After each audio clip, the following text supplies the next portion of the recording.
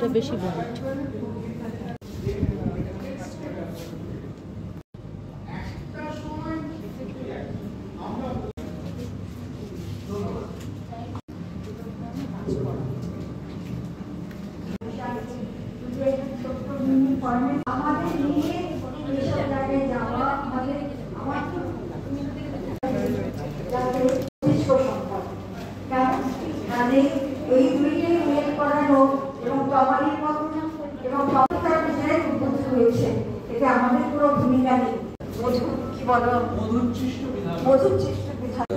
এখন দেখাবো ডোকরার কিছু কাজ।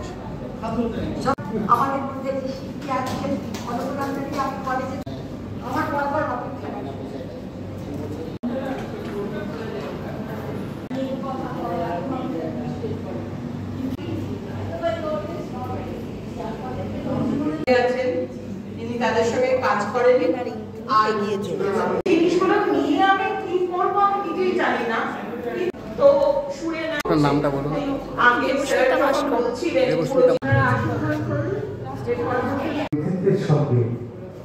আজকের এই অনুষ্ঠানটা এতটাই মানব দূর হতে ভেবেছিল মনে, দুর্জয় নির্দয় তুমি তবে বৃদ্ধি তোমার শাসনে, তুমি দুর্বিষিতা দুঃখী। উত্তরকে গমন করেছেন 17ই অক্টোবর 2020। সভার প্রথম বক্তা ডক্টর সমীর ঈশা।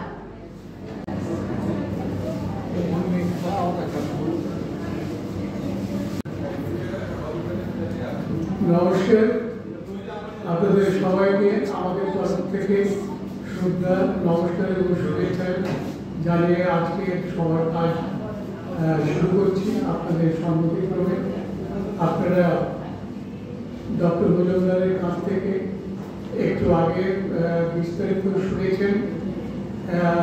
এই 3 দিন ব্যাপী হেরিটেজ নিয়ে, ঐতিহ্য নিয়ে যে কর্মকাণ্ড এবং সেমিনার প্রদর্শন সারা দিন ব্যবস্থা হয়েছে এবং আজকে দ্বিতীয় দিনে এই অপরাহ্নে যে দুজন বিশিষ্ট বক্তা উপস্থিত রয়েছেন, ডক্টর সমীর ঈশা এবং ডক্টর মিত্র, ডক্টর প্রফেসর আবেশ বিভোর মিত্র। তো আমরা বিভোর হই ওদের বক্তব্য শুনব, কারণ এরা দুজনেই খুব গুণী মানুষ এবং খুব লেখাপড়া করার মানুষ। এবং আপনারা শুনেছেন ডক্টর ঈশা, উনি কলকাতার অন্যতম শ্রেষ্ঠ কলেজ সেন্ট জেভিয়ার্স, সেই সেন্ট জেভিয়ার্সে উনি ইতিহাসের বিভাগীয় প্রধান এবং অন্যান্য দীর্ঘকাল পড়াচ্ছেন এবং উনি যখন গবেষণা করছিলেন রয়েছেন এবং তাদের হাতের কাজ হয়েছে এবং আমি ধন্যবাদ জানাই নারী সেবা সংস্থা। অন্য অনেকগুলো এমন প্রত্নতাত্ত্বিক জায়গাগুলো রয়েছে 1100 শতাব্দ বা তারও সেই গোপালের সময়, পাল বংশের সময়, সেগুলো রাস্তাঘাটে যথেচ্ছভাবে পড়ে রয়েছে এবং ধ্বংস হয়ে গেছে। সেগুলো কিন্তু কোনো রকম হেরিটেজের কথা ভাবা হয়। আমি আপনাকে বানগড় বলতে পারি, আমি চন্দ্রকেতুগড় বলতে পারি, যেগুলো আমি ভিজিট। সবাই আমরা কেউ অধ্যাপক, কেউ হয়তো অন্য কোনো প্রফেশন, মানে আমরা সবাই সিনিয়র সিটিজেন অর অ্যাডাল্ট। তো এই বাচ্চা কিছু ছেলেমেয়ে এসছে, এরা সিটি কলেজের সব ছাত্রছাত্রী। একটু এই কথাটা মানে আমাদের বড়দের সঙ্গে ছোটরাও আছে, এইটা জানিয়ে দিলাম এবং ওদেরকে আমরা। আমি প্রথমে আমাদের এই সংস্থা, যে সংস্থা আমাকে আহ্বান করেছেন, তাদেরকে আমি ধন্যবাদ জানাচ্ছি। আর মঞ্চে উপবিষ্ট আমাদের শ্রদ্ধেয় ডক্টর পান্ডা এবং ডক্টর বিশ্বাস ছিলেন, তারা তাদের বক্তব্য রেখেছেন। ডক্টর পান্ডার সাথে আমার অনেক বছর পরে দেখা হলো, দেখে খুব ভালো লাগলো স্যারকে দেখে। এখানে অনেক মানিগুণী মানুষজন আছেন, অধ্যাপক অধ্যাপিকারা রয়েছেন, ছাত্রছাত্রীরা এবং বিশেষ করে আমার প্রিয় কলিগরা রয়েছে যারা এখানে আর্টিস্ট আছে। আমি একজন আর্টিস্ট বেসিক্যালি। আমার প্রাথমিক পাঠ হচ্ছে শান্তিনিকেতন, আমি কলা ভবনের ছাত্র ছিলাম। তারপরে আমি মাস্টার্স করি বরোদা থেকে, এমএস ইউনিভার্সিটি অফ বরোদা। এবার দিল্লিতে আমি ললিত কলা একাডেমিতে অনেক বছর কাজ করি। তারপরে আমি ফ্রান্সে ছিলাম, একল দা বুজাতে। এসে আমি বর্ধমান আর্ট কলেজে প্রিন্সিপাল হিসেবে জয়েন করি। প্রায় 14 বছর ওখানে কাজ করার পরে আমি বিড়লা একাডেমিতেও প্রিন্সিপাল হিসেবে জয়েন করেছিলাম। 2020 ঠিক করোনার আগে আমি ছেড়ে দিই। ছেড়ে দেওয়ার পরে সবার উদ্যোগে এআই ইনস্টিটিউট তৈরি হয়। এটা খুব ইন্টারেস্টিং ইনস্টিটিউট। আমি কেন বললাম তার পেছনে একটা কারণ আছে। আসলে যেটা আমি করতে চাইছিলাম ওটা আমি করতে পারছিলাম। খুব লোভনীয় চাকরিগুলোই ছেড়ে দিয়েছিলাম খুব ইচ্ছা করেই। তার জন্য বাড়িতে অনেক কথা শুনতে হয়েছিল। তার প্রধান কারণ ছিল যে রুট অ্যান্ড কালচারকে নিয়ে আমি কাজটা করব সেটা এই প্রেক্ষাপটে কোনো জায়গাতেই প্র্যাকটিস হয় না। শান্তিনিকেতনে হয়, না গভর্নমেন্ট আর্ট কলেজে হয়, না রবীন্দ্রভারতীতে হয়, না এমএস ইউনিভার্সিটি অফ বরোদাতে হয়, না দিল্লি কলেজ অফ আর্টে হয়, সোয়ান। এগুলো সব কিছুই ভীষণ পলিশ, ভীষণভাবে সুপারফিশিয়ালি একটা ডায়াগ্রাম তৈরি করা থাকে সোশ্যাল স্পেসে, যেটা দিয়ে কোনো ইন্টারভেনশন হয় না বলেই আমার মনে হয়। যেটুকু হয় সেটা সার্টেন ক্লাস অফ পিপল বা স্টুডেন্টরা বেনিফিটেড হয়। তো সেক্ষেত্রে দাঁড়িয়ে আমার চ্যালেঞ্জটা আরও বেড়ে গেল। কারণ এখনও যারা আর্ট কলেজে পড়ান সবই আমার বন্ধুবান্ধব, তারা প্রত্যেকেই বলেছিলেন বড় রিস্ক নিবি লাইফে। আমি বললাম নিলাম, দেখা যাক কী করা যায়। এখন বিভিন্ন সার্কিটে গিয়ে, বিভিন্ন রুরাল বেল্টে গিয়ে আমাকে কাজ করতে হয় এবং সেখান থেকে শিল্পচর্চার যে মেন কী বলবো তার যে শিকড় বাকড় সেটাকে তুলে আনাটা আমাদের কাজ। যেহেতু আমি একজন আর্টিস্ট, বেসিক্যালি আমি একজন আর্টিস্ট, একজন শিল্পী। আমি নিজে পেন্টিং করি, ড্রয়িং করি, ডিজাইন করি এবং আমার নিজের স্টুডিও রয়েছে। আমি এটার সাথে ওতপ্রোতভাবে জড়িত, প্রিন্ট মেকিং করি এবং এই পদ্ধতিগুলো আমি জানি এবং জেনে নিতে আমাকে বছরের পর বছর পরিশ্রম করতে হয়েছে। সুতরাং হেরিটেজটা যারা রক্ষা করবেন সেটা তাদের ব্যাপার, এটা নিয়ে আমার কিছু বলার নেই। আমরা সৃষ্টি করি, সৃষ্টি করার চেষ্টা করি মাত্র। আমার কাছে মনে হয় আমাদের ফ্যামিলির হিস্ট্রিটা সবথেকে বেশি প্রয়োজন যদি অন্যের হিস্ট্রি রাখার থেকে, আমার কাছে মনে হয়। আমরা ভীষণ অবজ্ঞা করি আমাদের ফ্যামিলি হিস্ট্রিকে। আমরা ভীষণ অবজ্ঞা করি।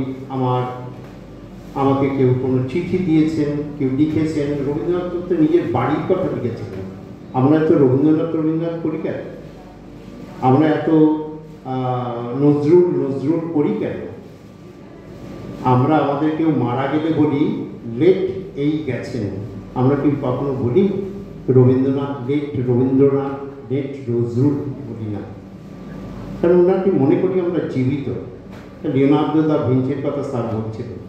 আমার সুযোগ হয়েছিল ভিঞ্চির ছবি একদম ডিরেক্টলি দেখা, স্টাডি করা। লুক মিউজিয়াম ওর সাথে প্রচুর কাজ দেখেছি। তো আমার কথা হচ্ছে যে এই ফ্যামিলি কালচার অ্যান্ড হিস্ট্রিটাই কিন্তু বেসিক্যালি একটা সময় হেরিটেজ হিসেবে ডিক্লেয়ার হয়। তাই আমার মনে হয় কোনো একটা সোশ্যাল গ্যাপ আছে। মানে আমি নিজে যেহেতু প্রচুর প্রোগ্রাম আমাকে কন্ডাক্ট করতে হয় এবং যেতে হয়, সেই সব বিষয়ে কাজ করতে হয়, আমার মনে হয় আন্ডারস্ট্যান্ডিংয়ের কোনো একটা জায়গায় আমি কেন আমাদের সেই জমি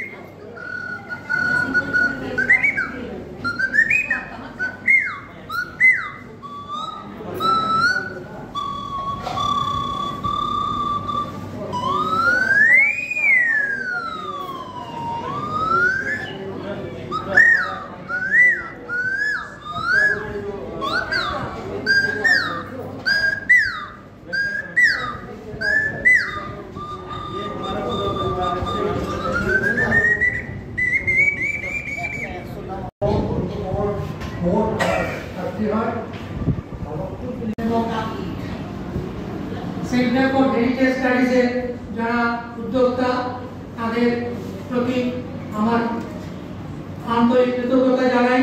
তারা আমাকে আহ্বান করেছেন তাদের এই সেমিনারে বক্তা হিসাবে কিছু বলবার জন্য। প্রথমে এখানে যেটা সবাইকে নমস্কার জানাই। এখানে উপস্থিত অধ্যাপক অধ্যাপিকারা আছেন এবং ছাত্রছাত্রীবৃন্দ যারা রয়েছে। আমার আজকের মূল বিষয় যেটা বক্তব্যের বিষয় হচ্ছে, প্রথমে স্থির করেছিলাম ইংরেজিতেই বলবো, কিন্তু পরে এটা বাংলাতেই বলার ব্যাপারে মনস্থ করেছি। কারণ আমাদের পিতৃতুল্য অধ্যাপক চিত্রবোধ পালিত মহাশয় উনিও বাংলাতে বক্তারা কিছু বলুন ইতিহাস সংক্রান্ত ক্ষেত্রে, সেটাই তিনি পছন্দ করেন। আজ তার আশীর্বাদ ধার্য করে এখানে আমি বাংলাতে আমার যে আজকে যে বক্তব্যের বিষয়বস্তু হচ্ছে মুর্শিদাবাদ চিত্রশৈলী উদ্ভব, বিকাশ এবং অবক্ষয়। এখন আমরা লক্ষ্য করে দেখেছি যে এই প্রাদেশিক মুর্শিদাবাদ চিত্রশৈলী সম্পর্কে আমাদের একাডেমিক জগতে এবং সরকারি মহলে একটা ঔদাসীন্য বিরাজমান বহু দশক ব্যাপী।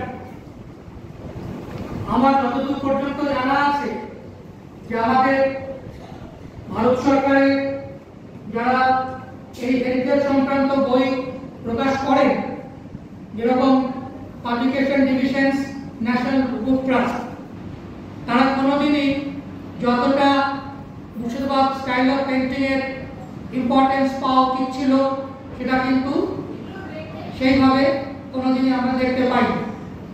কিন্তু পাশাপাশি আমরা রাজপুত স্টাইল অফ পেইন্টিং, এবং উড়িষ্যা পটচিত্র স্টাইল, এমনকি তান্ডব স্টাইল অফ পেইন্টিং এর উপরে তাদের অনেক টাইটেল, বেশ কয়েকটি ভালো টাইটেল রয়েছে।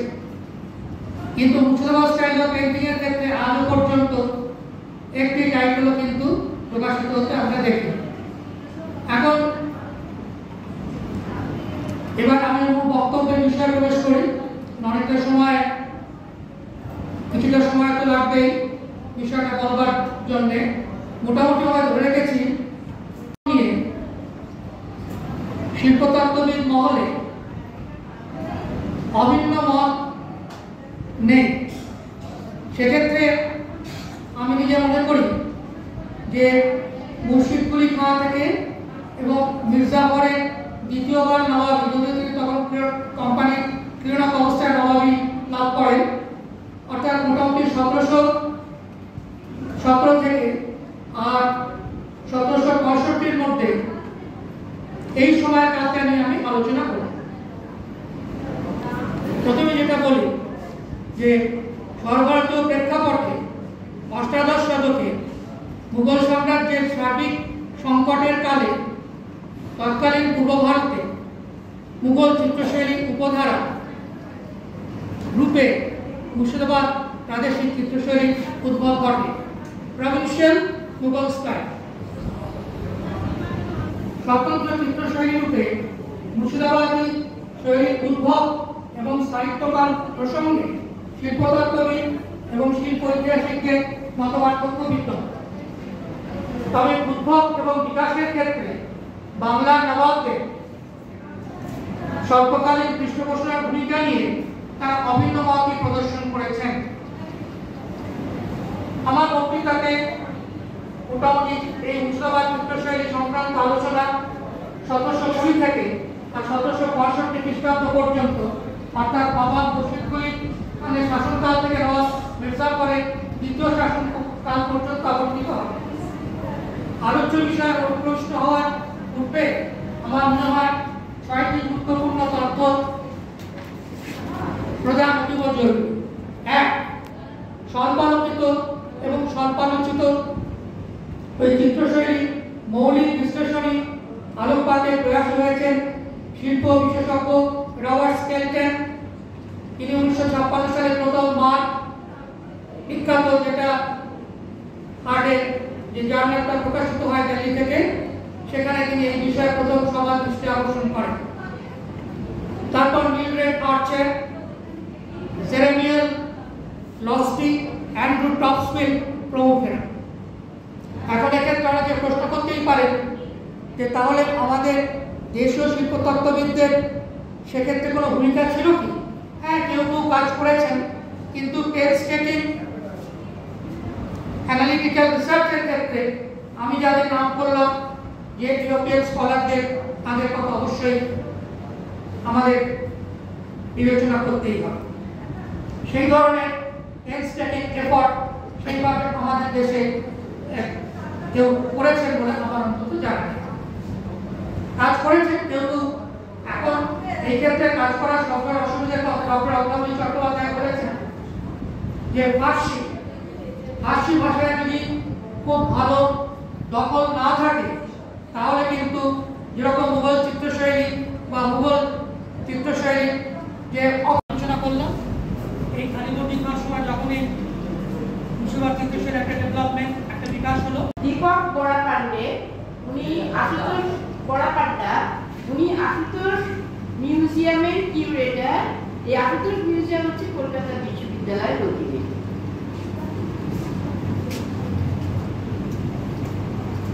মাননীয় সভাপতি, আমার সহবক্তা এবং আপনারা যারা সামনে আছেন প্রত্যেককে আমার শ্রদ্ধা জানিয়ে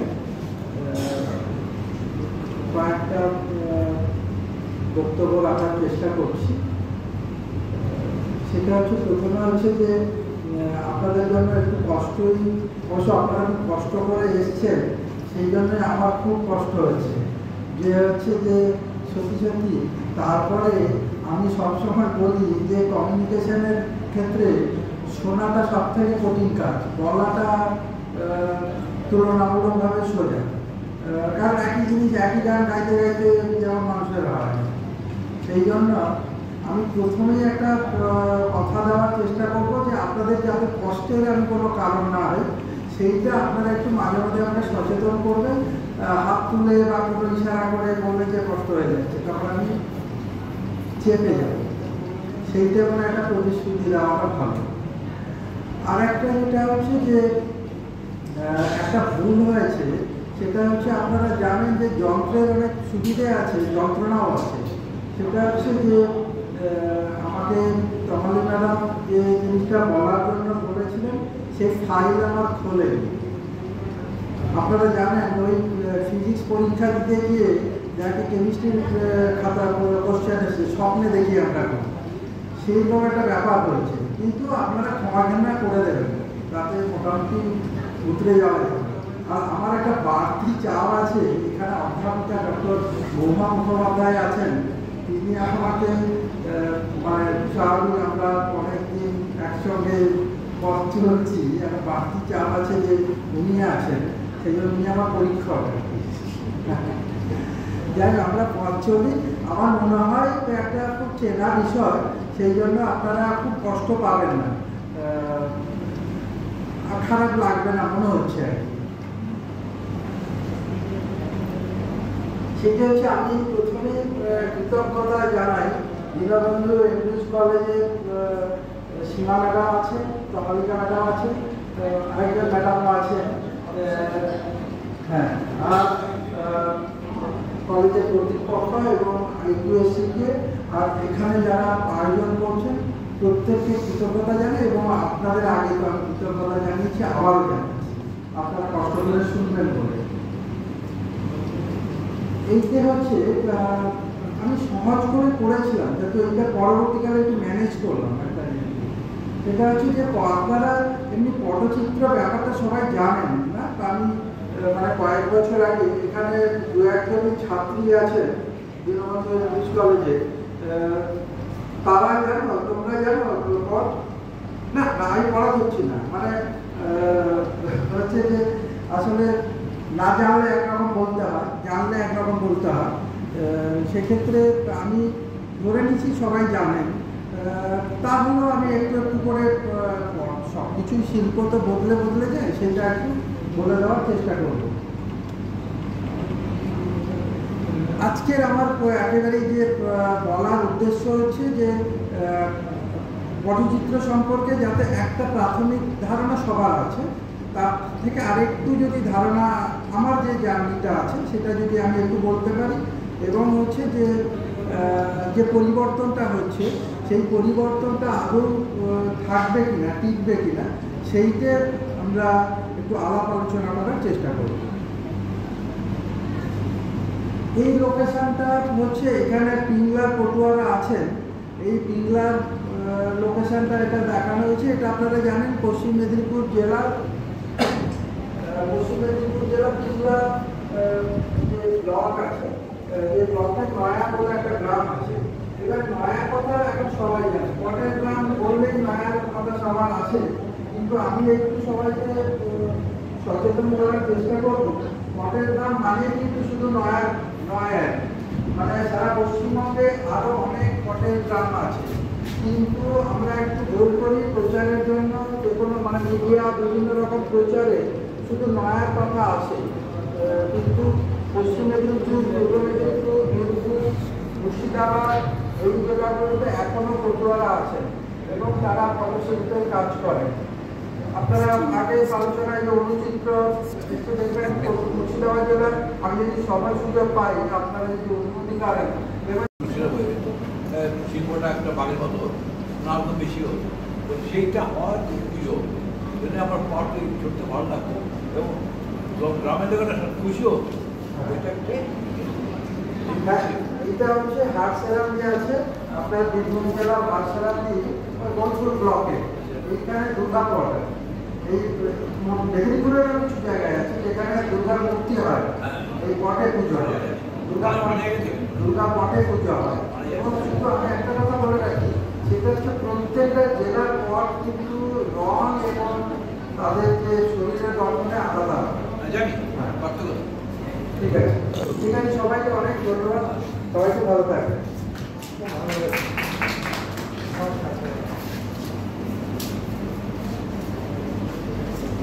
এখানে বসে আছেন, আপনারা করতে পারেন। এবং আমার মনে হয় যে এই ওয়েবসাইটে আপনারা যদি এই পদ সম্পর্কে আরো কিছু ইনফরমেশন দেন, তাহলে হয়তো ওরা মানে অনিচ্ছাকৃতভাবে হলেও দেখবে এবং পদ সম্পর্কে অনেক কিছু জানতে পারবে। এবং এই যে কালীঘাট থেকে যে পদ তৈরি হয়েছিল ছোটবেলায় আমি দেখেছিলাম, সেই পটের যে বৈচিত্র্য সেটা কিন্তু এখন আর কেউ মনে করি না, কিন্তু কখনো কখনো ছবির মধ্যে নিয়ে দেখলে ভালো লাগে। সেজন্য আমার পটের ক্ষেত্রে হয়েছে সেটা হচ্ছে যে হস্তশিল্প মেলা, আপনারা জানেন 365 দিনই মেলা হয়, কোথাও পশ্চিমবঙ্গের কোথাও না কোথাও হস্তশিল্প মেলা হচ্ছে। এবার সেক্ষেত্রে পটুয়ারা যাচ্ছেন, মানে যাদের মোবিলিটি খুব হাই, পটুয়ারা তাদের মধ্যে পড়ে, পটুয়ারা এক জায়গা থেকে আরেক জায়গায় চলে যায়, সেই কারণে পটুয়াদের কথা ইয়াং জেনারেশন জানে, মানে যদি আমি জেনারেশন ওয়াইজ ধরি, মানে তারা হ্যাঁ পটুয়া পাটের কথা শুনতে।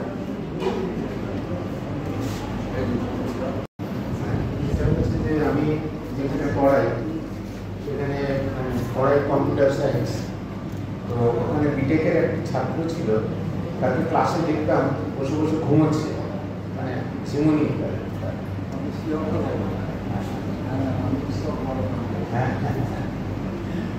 তো তাকে দেখতাম ক্লাসে বসে বসে ঝিমোচ্ছে এবং কোনো পড়া খুব একটা শুনতো না।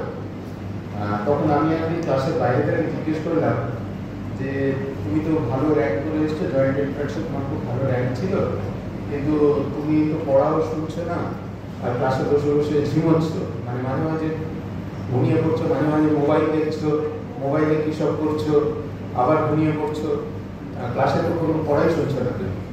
তখন সে মাথা নিচু করে বলে, হ্যাঁ স্যার ঠিকই, আসলে আমার খুব ঘুম পায়, রাতে ঘুমোই না, রাতে ঘুমানোর সময় পাই না। কেন রাতে ঘুমানোর সময় পাও না কেন? না আসলে আমি একটা বিজনেস করি।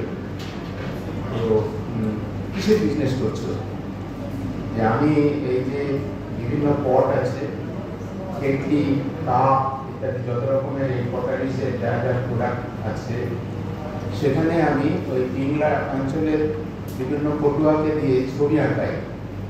আমার একটা টিম আছে, তো আমরা সবসময় মোবাইলে কানেক্টেড থাকি, আমাকে সবসময় দেখতে পাই কি মেসেজ আসছে, সমস্ত বিজনেসটা চালাতে হচ্ছে। তো সেই ছবিগুলো আঁকিয়ে আমি ওগুলোকে খুব বড় বড় জায়গায়, হোটেলে, এয়ারপোর্টে, বিভিন্ন জায়গায় আমি আমার একটা নেটওয়ার্ক তৈরি হয়ে গেছে, আমি এই বিজনেসটা করছি। তখন ও ফার্স্ট ইয়ারে পড়ে, এরপর সেকেন্ড ইয়ারে পড়লো, থার্ড ইয়ারে পর তার বিজনেস ক্রমশ বাড়তে শুরু করে দিল। তারপরে যখন ফোর্থ ইয়ারে যখন বিভিন্ন কোম্পানি ক্যাম্পাসিং ইন্টারভিউ করতে আসছে চাকরির জন্য, ও তো ক্যাম্পাসিংয়ে বসলো না, ও তখন বিরাট বড় একজন এন্টারপ্রেনিয়ার হয়ে গেছে। ও তখন চাকরি দিচ্ছে, ওর চাকরি করবে। তো তার নাম রণদীপ সাহা। এখানে যারা আছেন কেউ কি জানেন তাকে? কেউ জানতে পারে?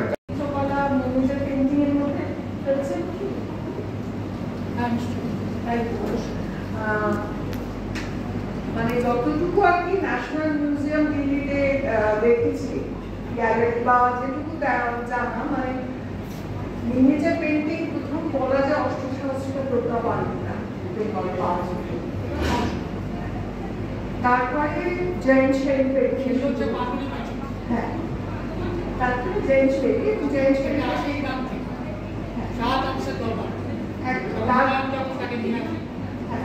এবার মানে আমি জাস্ট ক্রোনোলজিক্যালি বলছি। তারপরে আপনার জৈন শৈলী, জৈন শৈলী থেকে এবার মুঘল কোর্ট, মুঘল কোর্ট থেকে আপনি বলছেন এটা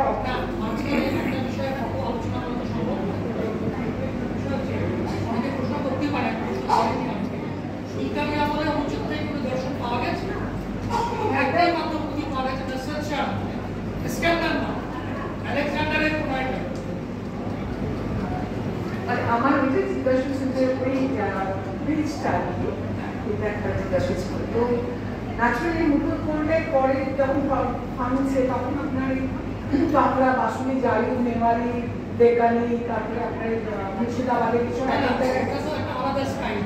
না বলছি পরবর্তীকালে ডেভেলপমেন্টটা তো শুরু হলো মেনলি সবথেকে 18th সেঞ্চুরি। আমার এত পরিচিতাই বলছি সেই কোথা থেকে যে কাঠ ধরা চলতে থাকে, এটা একটা মানে নায়ক নায়িকা একদমই তাই। এবং আরেকটা আপনিও বলেন, খুব ভালো লাগলো যে জানতাম না হর্ষবর্ধনের বাবার কথা। আমার তখন মনে হচ্ছিল এই নায়ক নায়িকার যে আমরা শৃঙ্গার, সম্ভব শৃঙ্গার বা বিপ্লব শৃঙ্গার, যখন রসের কথা, তো আপনার পুরাণে উষা অনিরুদ্ধ বিয়ের কথা আছে, বিষ্ণু যে পুরাণ, ভাগবত পুরাণ, সেখানে আছে উষা যখন পটচিত্র দেখেছেন অনিরুদ্ধ দেখে প্রেমে পড়েছেন। মানে তাহলে 7th সেঞ্চুরি